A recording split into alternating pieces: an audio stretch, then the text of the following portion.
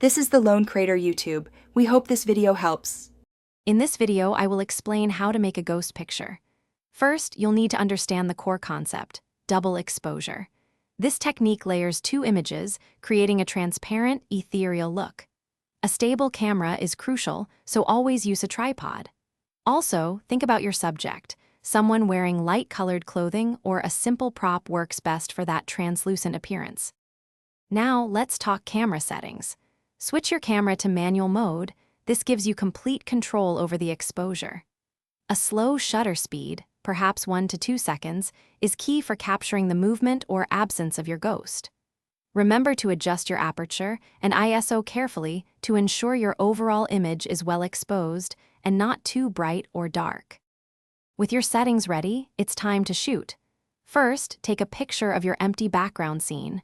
This will be the solid base of your image. Next, have your ghost subject enter the frame. For the second exposure, either have them move slightly during the shot or completely leave the frame before the shutter closes. This creates the transparent effect. Finally, let's refine your ghost picture in post-processing. Use editing software to adjust the transparency of your ghost layer, making it more or less visible. Tweak the brightness and contrast to ensure the ghost blends naturally with the background. Don't forget to experiment with color grading. A cool, desaturated tone can really enhance that eerie, ghostly mood. Thanks for watching. Consider subscribing if we helped you.